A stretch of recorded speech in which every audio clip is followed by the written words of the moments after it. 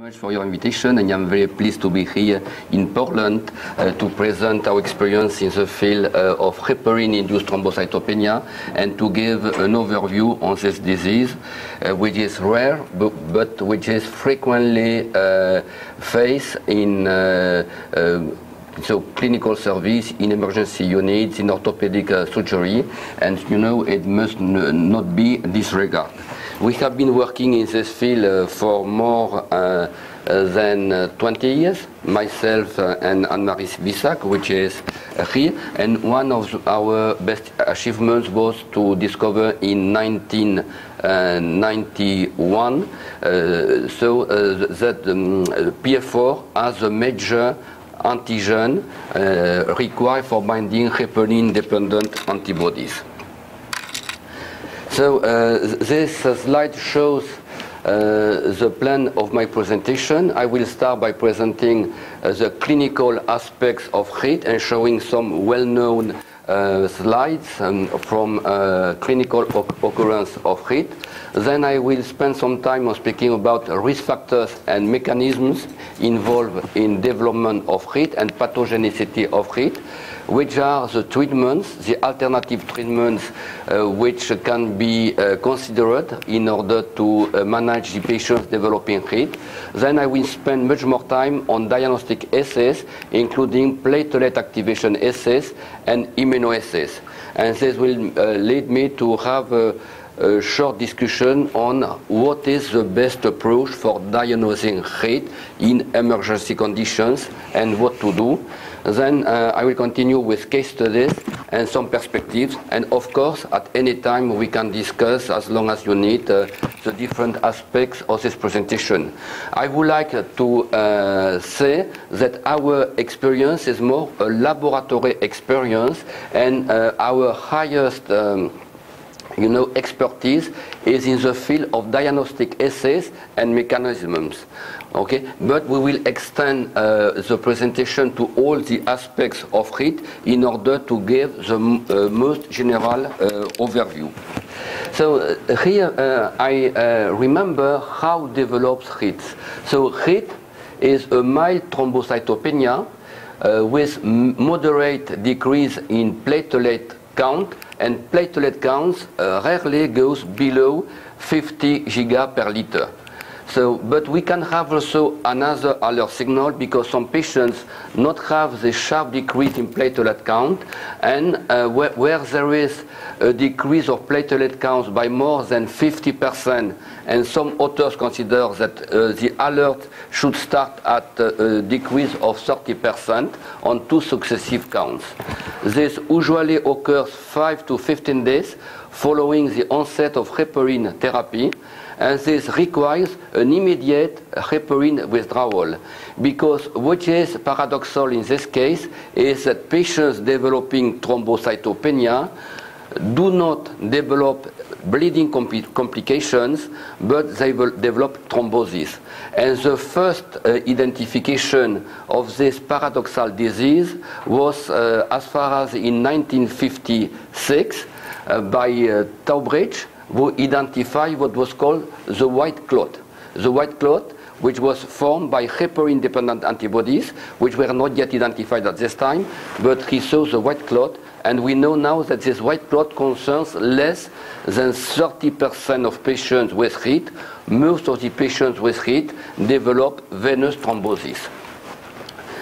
And when heparin is withdrawn, it is mandatory to have an alternative antithrombotic therapy, because the causes inducing, requiring the anticoagulant treatment are always present, and in addition, the patient has additional thrombotic triggers due to the heparin-dependent antibodies.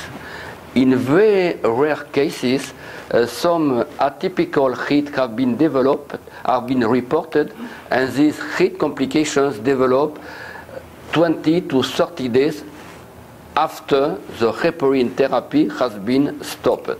And this case has been recognized and reported by Ted Varkanting in Hamilton, Canada, who has worked a lot on HIT and mainly on the clinical aspects.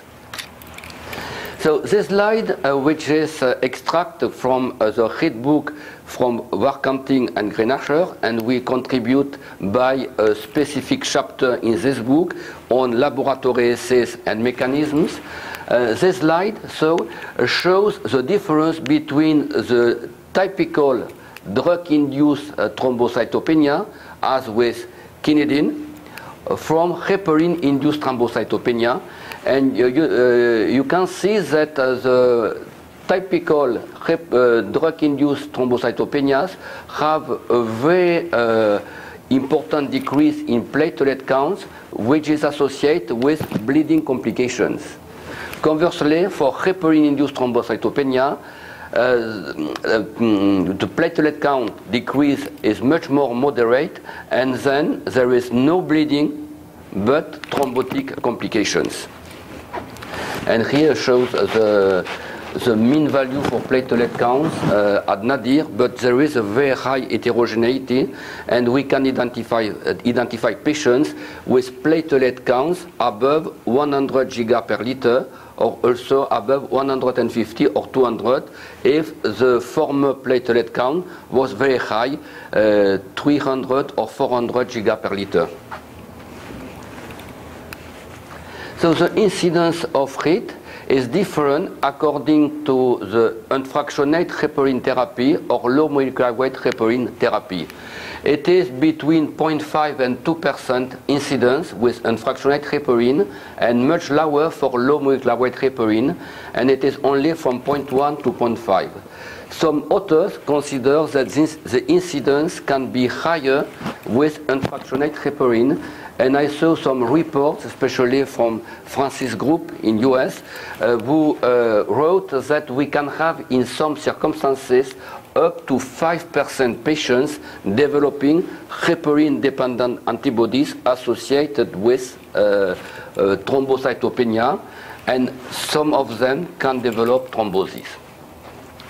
When the very small molecular weight heparin pentasaccharide, fondaparinux, is used, it is the smallest sequence required for antithrombin activity for neutralizing factor Xa and thrombin. So with fondaparinux, normally no antibodies can be generated. But in this case also there have been some intriguing cases reported by Ted Warkanting in Canada or by Yves Gruel and Claire Pouplard in France. In few patients treated with fondaparinux who develop heparin-dependent antibodies.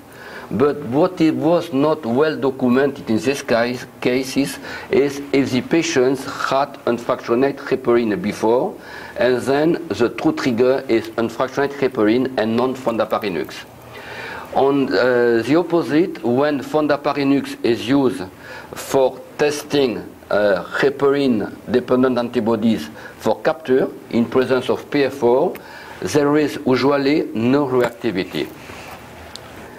The clinical context is very important in favoring development of heparin-induced thrombocytopenia, and we know that some contexts have a much higher propensity to stimulate development of these antibodies, such as orthopedic surgery, knee surgery, and total hip replacement.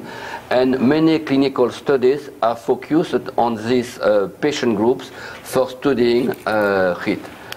We have also a significant incidence of HIT in malignancy and in open heart surgery.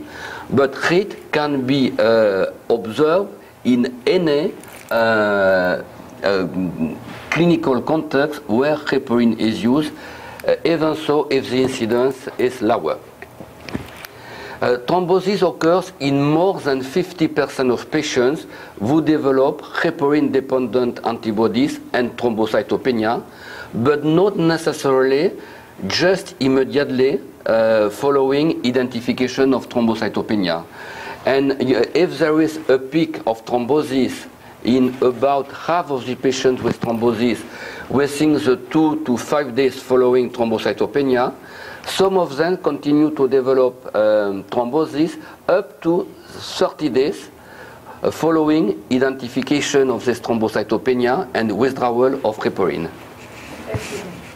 when you say thrombocytosis, are you talking about 500,000, 600,000, just barely increase over normal, or how high?